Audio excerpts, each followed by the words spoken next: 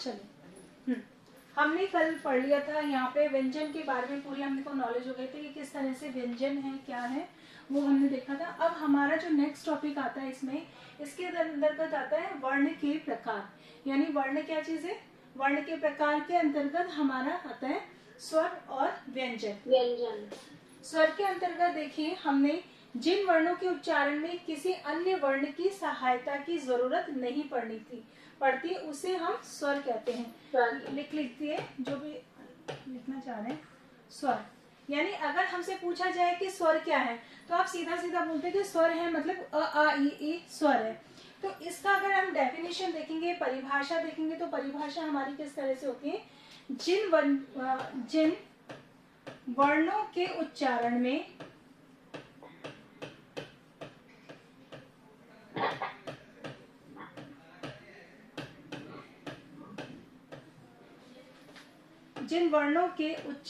में किसकी आवश्यकता नहीं पड़ती? अन्य वर्ण की सहायता की आवश्यकता, यानी बिना किसी हेल्प के बोले जाते, बिना किसी की सहायता की आवश्यकता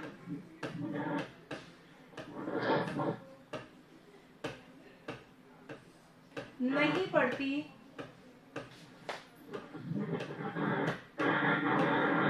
किसी की माइक में प्रॉब्लम है तो बेटा वो कर लीजिए। और वायु बिना किसी रुकावट के, आप बोल के देखिए। बिना किसी रुकावट। नहीं ये नहीं बोलना, आप अ आ ई बोलो और क ख बोलो। बिना किसी रुकावट के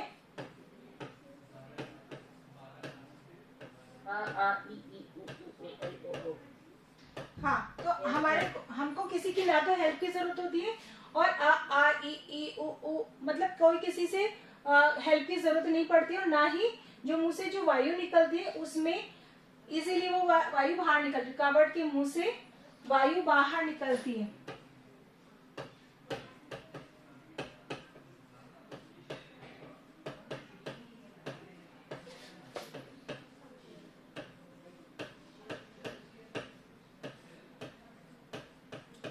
ठीक है, लिखते जाइए। बिना किसी रुकावट के मुंह से वायु बाहर निकलती है, उसे हम स्वर कहते हैं।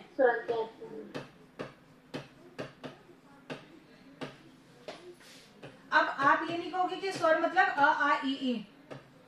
अब हम इसकी परिभाषा में पता है कि अगर हमसे कुछ पूछता जाता है कि स्वर किसे कहते हैं, तो सर वो होते हैं जिन वर्णों के उच्चारण में अन्य किसी वर्ण की सहायता की आवश्यकता नहीं पड़ती, वे वायु बिना किसी रुकावट के मुंह से वायु बाहर निकलती है, उसे हम स्वर कहते हैं। ठीक है, अब इसमें स्वरों की संख्या कितनी होती है? दोनों को स्वर की जरूरत होती है। हाँ, स्वरों की संख्या कितनी होती है?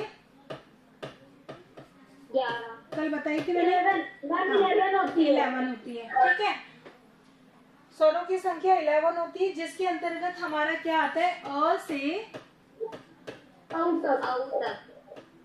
औ तक। ठीक है, यहाँ तक हो गया। औ से औ तक हो जाती है। इसके बाद में हम जो हमारा नेक्स्ट टॉपिक आता है स्वर के प्रकार। अब इनके भी कितने प्रकार होते हैं, तो ये भी समझ लीजिए। स्वर के प्रकार कितने प्रकार सिखाए मैंने? 3 प्रकार। मैं दीर्घ, ह्रस्व और प्लुत स्वर। मैं ह्रस्व स्वर, दीर्घ स्वर, प्लुत स्वर। नाम से हमको समझ आ रहा है। ह्रस्व स्वर कॉपी में लिखवा रखा है मैंने। दीर्घ स्वर, प्लुत स्वर। और लास्ट में आता है हमारा प्लुत स्वर। ठीक है, यहाँ तक समझ में आ गया? यहाँ में हमने परिभाषा पूछ ली और उसके प्रकार। अब इसमें प्रश्न कैसे कैसे बनता है? एक प्रश्न बनता है कि स्वर किसे कहते हैं, परिभाषित कीजिए। तो आप स्वर कर सकते हैं, ये आपके 1 नंबर का जैसे क्वेश्चन आ गया। दूसरा आपका जो ऑप्शन वाले क्वेश्चन आते हैं, उसमें एक क्वेश्चन बनता है हमारे हिंदी भाषा में स्वरों की संख्या कितनी होती है? तो उसमें आपकी 11 भी हो सकता है, 13 भी हो सकता है, 9 भी हो सकता है, क्योंकि अगर अंग और अह को मिला देंगे तो हमारी काउंटिंग कितनी हो जाएगी? 13। तो कुछ बच्चे उसको अ आ इ इस तरह से बोल करके काउंट करके 13 पे राइट लगा लेते हैं, लेकिन हमारे स्वरों की संख्या हम देखें तो केवल 11 होती है, 13 नहीं होती है। वो अयोगवाह और उसमें अनुस्वार वगैरह में आ जाता है। नेक्स्ट एक क्वेश्चन बनता है कि स्वरों के कितने प्रकार होते हैं? तो उसमें हम बताएंगे 3, ह्रस्व, दीर्घ और लुत्सर। यहाँ तक क्वेश्चन समझ में आ गए? 3 जो क्वेश्चन बन रहे हैं इसमें से। Yes ma'am. ओके, नेक्स्ट हमारे पास आता है यहाँ पर व्यंजन के प्रकार। सॉरी, एक सेकंड रुकिए। पहले ह्रस्व दीर्घ की बता दूं कि क्या चीज है। अब सबसे पहले हमारा आता है ह्रस्व स्वर। ठीक है, लिखते भी जाइए जिनको लिखना है। ह्रस्व स्वर क्या है? वे स्वर जिनके उच्चारण में सबसे कम, ह्रस्व का मतलब कम स्वर समय लगता है। इसके अंतर्गत क्या आता है? तो इसका लिख लीजिए, वे स्वर। छोटी ई हो गई, ओ हो गए। हाँ, और जो दीर्घ होते हैं उसमें बड़े आते हैं। बिल्कुल। ये आपको आगे जब आप 10th में जाओगे, 10th 11th में जाओगे, तो इनसे भी आपको बहुत कुछ सीखना है। मात्राओं के ऊपर जो हमारे दोहे, चौपाई, सोरठा होती है, उसमें कितनी कितनी मात्राएं लगाई जाती हैं, उसमें दीर्घ मात्रा, ह्रस्व मात्रा वो काउंट करनी पड़ती है।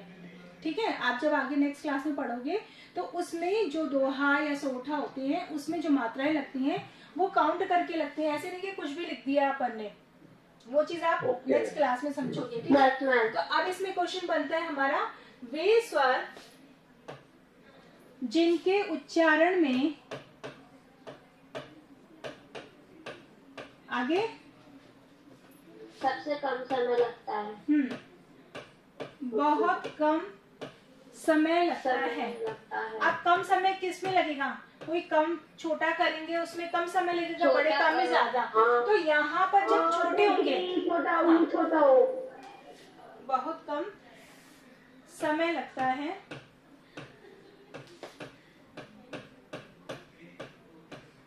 उसे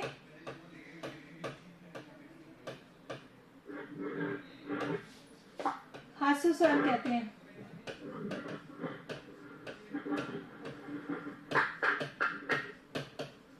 अब इसके अंतर्गत आता है हमारा जो उदाहरण के तौर पर आ जाएंगे, वो क्या क्या आएंगे? जैसे छोटा अ, जैसे छोटा अ नहीं बोलेंगे, केवल अ बोलेंगे तो भी वही बात है। अ, आ, ई, और बड़ी ई भी आती है ना, छोटी ई और बड़ी भी आएगी। सुनो, बड़ी भी आएगी क्या? बड़ी किस में आ जाएगी? दीर्घ में। और यहाँ पर छोटा उ। और नेक्स्ट आता है हमारा ठीक है, तो केवल कितने हो गए? 1 2 3 4। अगर हम देखें तो इसमें ह्रस्व स्वरों की संख्या कितनी होती है? 4। याद रह जाएगा हमको। तो इसमें अब क्वेश्चन क्या बन रहा है? ह्रस्व स्वर किसे कहते हैं? तो हमें उसमें परिभाषा लिखनी है। सेकंड क्वेश्चन है कि ह्रस्व स्वर में कौन कौन से वर्ण आते हैं? तो आपको क ख घ में अलग अलग वर्णों बना लिख करके दिए जाएंगे। जैसे एक में अ ई री दे दिया, एक में आ बड़ी बड़ा ऊ दे दिया, एक में दोनों को मिक्स दे दिया। तो इसमें से हमें पता होता है कि जो स्मॉल होते हैं ना, जो छोटे होते हैं, वो ह्रस्व स्वर की गिनती में आते हैं। क्लियर? Yes ma'am. नेक्स्ट इसमें देखिए, नेक्स्ट सेकंड नंबर पे क्या था हमारा?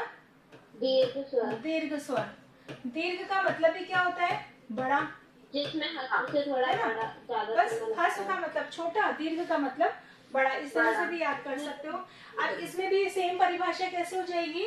वे स्वर जिनके उच्चारण में, वे स्वर जिनकी ह्रस्व स्वर की अपेक्षा दुगना समय लगता है, अधिक समय लगता है, दुगना। वे स्वर जिनके उच्चारण में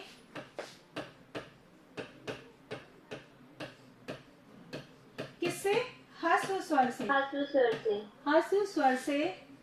ये वाले जो स्वर होते हैं इसके अंदर वो आते हैं जिनके अंदर जैसे मात्रा ए है, छोटा ए भी आता है, पर छोटे ए के अंदर बताती बेटा। जिसमें मात्राएं लगी हुई होती है। हाँ बता रही हूँ, उसे दीर्घ स्वर कहते हैं। दिया आपको बात समझाना चाह रही हूँ, अभी रुको। दीर्घ स्वर कहते हैं।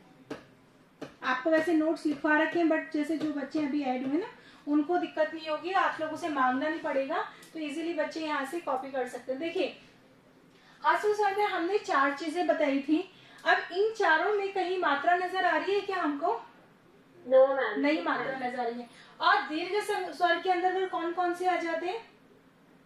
आ आएगा, बड़ी ई, हाँ हाँ। तो इनकी संख्या कितनी हो गई? यहाँ डाल लीजिए। जैसे अब हमारा फर्स्ट नंबर पे आता है आ। कैसे याद कैसे रखेंगे? अ आ ई ई, जिससे कि कंफ्यूजन नहीं। ओ ओ और ए आई। सॉरी, आई तो उसमें आएगा ना प्लस स्वर में। नहीं रुको, अ आ ई ओ गलत लिखा क्या? नहीं बेटा, इसी में आएगा ना। ओ 1 2 3 4 5 और ओ, ठीक तो है। ओ और औ, यानी टोटल कितने हो गए हमारे इसमें?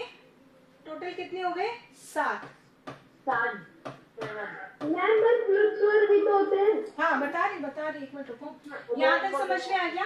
देखिए यहाँ पे आ यानी कि 11 की 11 ही लिख दिए, सिर्फ प्लस स्वर में तो ए औ होता है ना।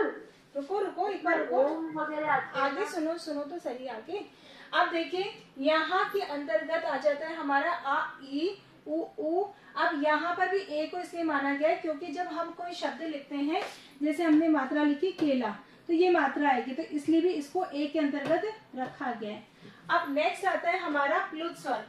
प्लुत स्वर के वे स्वर होते हैं जिनके उच्चारण में ह्रस्व की अपेक्षा लगभग 3 गुना समय लगता है, उसे हम प्लुत स्वर भी कहते हैं। 3rd नंबर पर होता है हमारा प्लुत स्वर। ठीक है। अब परिभाषा क्या समझाई थी? वे स्वर जिनके उच्चारण में ह्रस्व की अपेक्षा लगभग तिगुना समय लगता है। किसकी अपेक्षा? ह्रस्व। वे स्वर जिनके उच्चारण में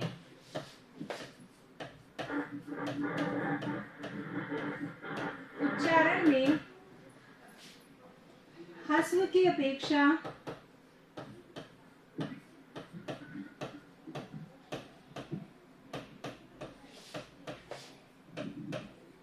तिगुना समय लगता है। किसके माइक में प्रॉब्लम है? उसे प्लुत स्वर कहते हैं।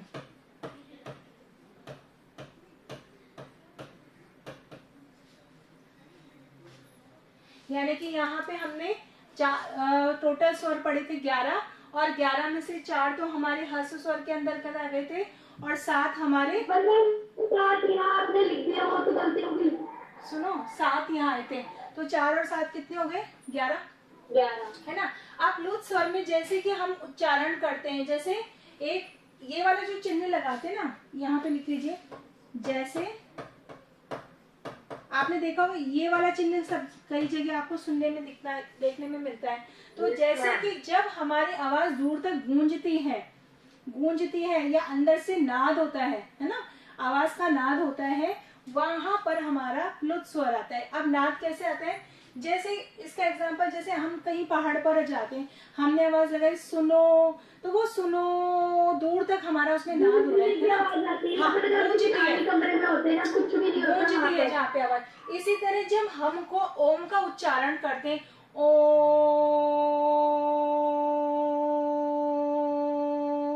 अब ये जो साउंड हमारा नाद जाता है, वो ही हमारा किसके अंतर्गत आता है? प्लुत स्वर के अंतर्गत। इसका उदाहरण देख लीजिए, जैसे ओम और सुनो, इस तरह से समझ में आ गया। प्लुत स्वर के अंतर्गत यानी कि ह्रस्व, एक बार सुनिए, ह्रस्व, हाँ बेटा, मैम सुनो के अंदर तो व्यंजन भी आ गए। सुनो नहीं, यहाँ पे सिर्फ ये बताया कि प्लुत, प्लुत ये जो ओ और म के बीच में जो जगह, जो अपना नाद होता है वो प्लुत स्वर कहलाएगा। ये जो आवाज गूंजने वाली जो मैंने एग्जांपल दिया है वो हमारा केवल प्लुत कहलाएगा। यहाँ पे कोई स्वर और व्यंजन नहीं आ रही, लेकिन कहाँ पर प्लुत स्वर आ रहे वो बताया गया है। यानी आपके स्वर तो डिवाइड किस में हो गए, ह्रस्व में और दीर्घ में, क्योंकि हमने पढ़े थे कि स्वरों की संख्या 11 होती है, तो 11 तो काउंट हो गए, 7 यहाँ हो गए, 4 यहाँ हो गए, 11 कंप्लीट हो गए। लेकिन प्लुत स्वर के अंतर्गत जब हमारा जो अंदर से ध्वनि गूंजते हैं या आगे तक हम खींच के बोलते हैं उसी शब्द को, उस शब्द को नहीं बोल रहे, हमारा जो शब्द है उसका जो साउंड आ रहा है वो आवाज आ रही है, वो स्वर हमारा प्लुत स्वर के अंतर्गत आता है। आ गया यहाँ तक समझ में? ठीक है। अब इसमें देखिए आगे स्वर की मात्राएं। अब यहाँ एक बार आगे का टॉपिक देख लीजिए, स्वर की मात्राएं क्या है। देखिए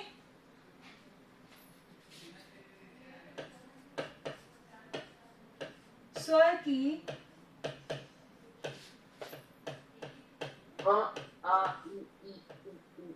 मात्राएं,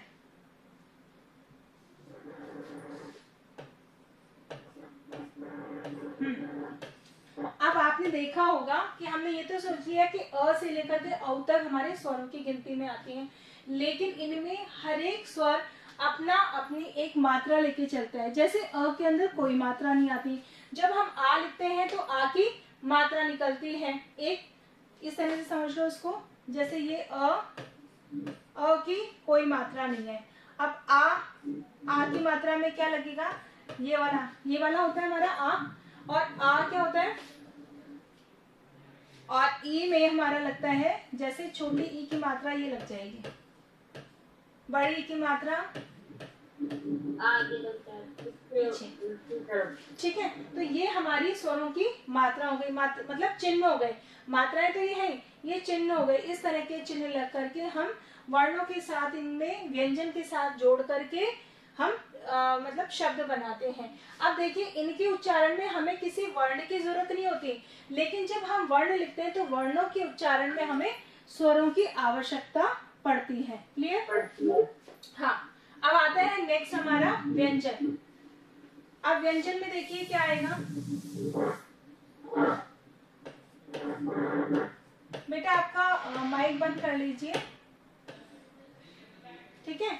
अब देखिए व्यंजन, जिन वर्णों के उच्चारण में स्वरों की सहायता लेनी पड़ती है और वायु मुख से स्वतंत्रता पूर्वक बाहर नहीं निकलती, उन्हें हम व्यंजन कहते हैं। स्वतंत्रता पूर्वक बाहर नहीं निकलती का मतलब होता है वो हमारे, जैसे कल मैंने समझाया था, टंग से या ऊपर के तालवे से या हमारे टीथ से या लिप से टकराती है, मतलब कहीं ना कहीं कोई ना कोई चीज टकराती है, तो वो सारे हमारे व्यंजन होते हैं। और उनके उच्चारण में हमको किसकी आवश्यकता होती है, स्वरों की आवश्यकता होती है। इसकी परिभाषा और लिख लीजिए बस जल्दी से।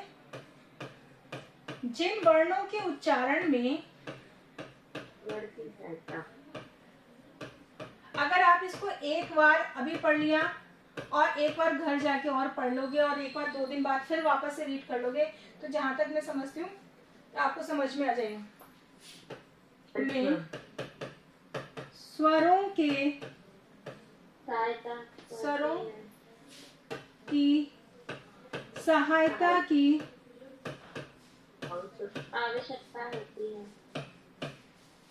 आवश्यकता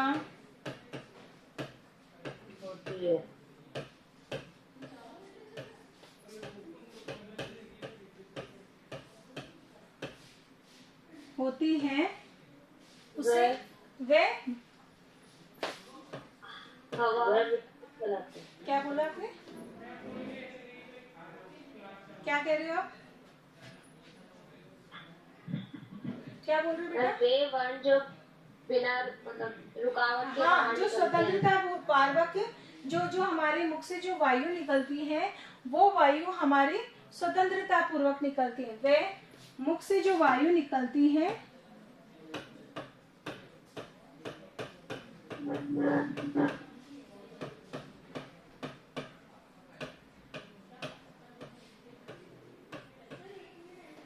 मुख से जो वायु निकलती है वह स्वतंत्रता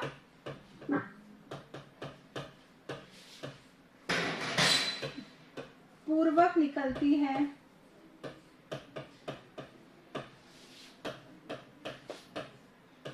उसे व्यंजन कहते हैं। व्यंजन कहते हैं।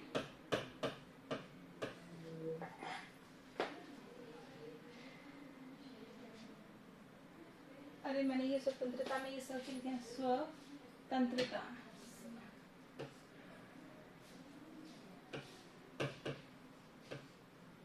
हाँ, व्यंजन कहते हैं। ठीक है, समझ में आ गया? यानी कि वर्णों के उच्चारण में स्वरों की सहायता की आवश्यकता, ये परिभाषा है। अब आपसे अगर कोई स्वरों की व्यंजन की परिभाषा कहे तो आप ये नहीं बोल सकते हो कि व्यंजन को क ख ग को व्यंजन कहते हैं, बल्कि हमारा आंसर क्या होता है, जिन वर्णों के उच्चारण में हमें स्वरों की आवश्यकता पड़ती है वे हमारे व्यंजन कहलाते हैं। और साथ ही जब हम उसे उसकी ध्वनि निकलती है या व्यंजन निकलते हैं उसमें किसी भी तरह की रुकावट उत्पन्न नहीं होती, यानी स्वतंत्र रूप से उत्पन्न होती, वो हमारे व्यंजन कहलाते हैं। क्लियर हो गया यहाँ तक? Yes, आप इसी में देखिए आगे,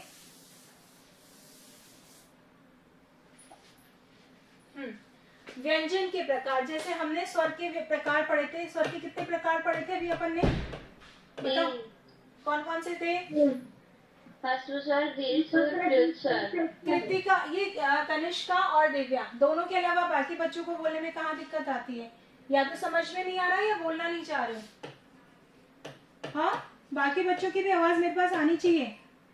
समझ में आ रहे हैं। आ रहे हैं तो बेटा रिप्लाई किया करो। जब रिप्लाई करोगे तो लगता है कि हाँ मैम का पढ़ाया आपको समझ में आ रहा है, नहीं तो ऐसा लगता है जैसे मैम प्रवचन दे रही है और आप सब बैठकर बस आंख बंद करके हाथ जोड़ के प्रवचन सुन रहे हो।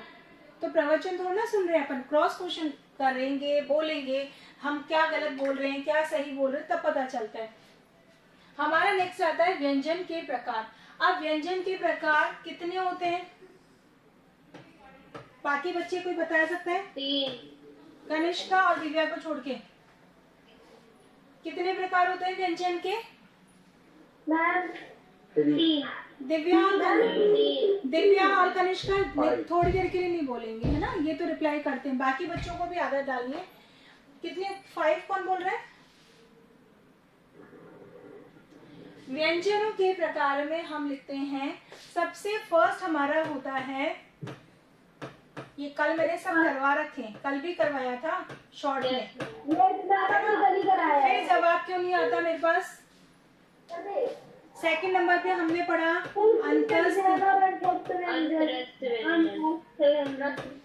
अंतस्थ व्यंजन, और थर्ड नंबर पे पढ़ा हमने ऊष्म व्यंजन। बाकी बच्चों ने नहीं पढ़ा था क्या? यह सब उतर गया?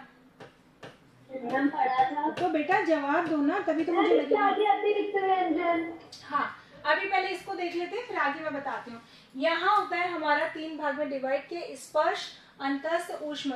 स्पर्श में हमने जो क्या क्या चीज आई थी, हमारा स्पर्श की संख्या कितनी होती है टोटल? 25 होती है। इसके अंतर्गत कौन कौन से वर्ग आते हैं? क वर्ग, च वर्ग, च वर्ग और ट वर्ग और त वर्ग और लास्ट वाला प वर्ग। यही होता है ना?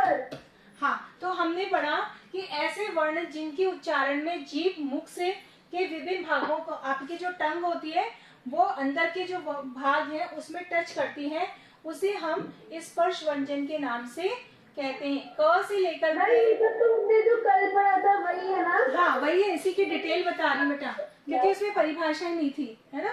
तो स्पर्श व्यंजन के अंतर्गत हमसे एक क्वेश्चन बनता है कि व्यंजन के कितने प्रकार होते हैं, नाम बताइए। तो हमारा एक क्वेश्चन ये बना। तो व्यंजन के 3 प्रकार होते हैं, स्पर्श व्यंजन, अंतस्थ व्यंजन और ऊष्म व्यंजन। ऊष्म व्यंजन। एक क्वेश्चन बन गया कि स्पर्श व्यंजन में कुल कितने वर्ण होते हैं, तो कुल वर्णों की संख्या कितनी होती है? 25 होती है। इसके अंदर कितने वर्ग होते हैं? 5 वर्ग होते हैं। कौन कौन से वर्ग होते हैं? क वर्ग, च वर्ग, ट वर्ग, त वर्ग, प वर्ग। ये हो गए हमारे 5 वर्ग। अब नेक्स्ट आता है हमारा अंतस्थ। ऐसे व्यंजन उच्चारण में जीभ मुख से किसी भाग को पूरी तरह से स्पर्श नहीं करती, उन्हें हम अंतस्थ व्यंजन कहते हैं। स्वर तथा व्यंजन के बीच की स्थिति के य, र, ल, व, और इसमें स्वरों की संख्या कितनी होती है हमारी? 4। यानी आपकी जीभ से पूरी तरह टच नहीं करती हैं, वे हमारे अंतस्थ व्यंजन के अंतर्गत आते हैं। इसमें आता है य, र, ल, व। अब ये फ्लो चार्ट से आपको जल्दी समझ में आ जाएगा। नेक्स्ट आता है हमारा ऊष्म व्यंजन। ऐसे व्यंजन जिनके उच्चारण में मुख और हवा की रगड़ ऊष्म गर्मी पैदा करती है, उन्हें हम ऊष्म व्यंजन कहते हैं। जैसे कल मैंने बताया था आवाज निकल रही है, एक घर्षण से हमारी आवाज में जो आता है वो हमारा ऊष्म व्यंजन के जैसे ऐसा लगता है कि वो रगड़ खा के, जैसे पत्थर को घिसते हैं तो घिच घिच की आवाज होती है, ठीक उसी प्रकार से हमारे मुख से जो साउंड निकलता है उस ध्वनि में घर्षण सा पैदा होता है। वे शब्द वे वर्ण हमारे उसके अंतर्गत आते हैं। कौन कौन से आएंगे उसमें? श, श, स, कितने हैं टोटल? 4। श, श, क्लियर हो गया? अब Yes, इस फ्लो चार्ट से आप जल्दी से समझ सकते हो व्यंजन के प्रकार 3 हो गए हैं हमारे 25, और ये 5 वर्ग 4 और य, र, ल, व, और ऊष्म 4 और श, स, ह। इसके बाद आता है हमारा नीचे जो नेक्स्ट हमने पढ़ा था एक्स्ट्रा, जो अतिरिक्त व्यंजन। अतिरिक्त व्यंजनों में गिनती किस किस की होती है? ट वर्ग के ड और ढ व्यंजन के नीचे बिंदु लगाने से बनते हैं। हाँ, ये जैसे इसमें ये आते हैं हमारा अतिरिक्त व्यंजन के अंतर्गत।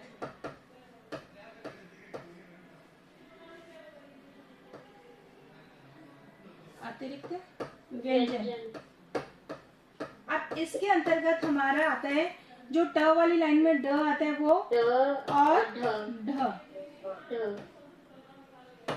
ठीक है। अब वो उस जो ट वाली लाइन में आते हैं वो आते हैं हमारे ड और ढ, यानी दोनों में केवल इतना सा ही है कि इसमें दोनों में बिंदियां हैं, इसमें दोनों में बिंदी नहीं है। ठीक है। लेकिन इसका अगर आप प्रयोग सही शब्द में नहीं करोगे तो वो अशुद्ध शब्द कहलाएगा, आपका शब्द अशुद्ध कहलाएगा। अतिरिक्त व्यंजन के बाद में हो गया हमारा संयुक्त व्यंजन।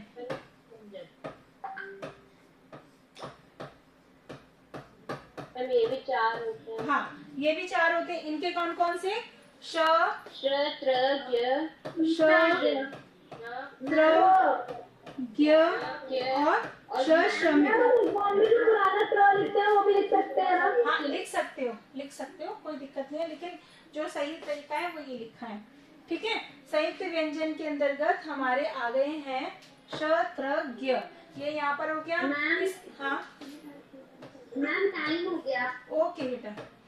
मैम 5 मिनट हो गए। यस मैम 23 हो गए, 10 का टाइम है। जस्ट मिनट बेटा बस।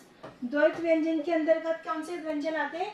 जब एक ही व्यंजन की शब्द की पुनरावृत्ति होती है, जैसे 2 बार किसी चीज को आ जाना, जैसे छोटा च बड़ा च, है ना, एक बार ट और फिर एक बार ट, इसके बाद में त और ता, इस तरह से ये द्वित्व व्यंजन के अंतर्गत आते हैं।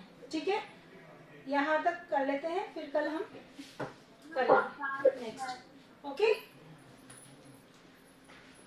Bye ma'am. बाय बेटा। Bye ma'am. बाय बच्चे।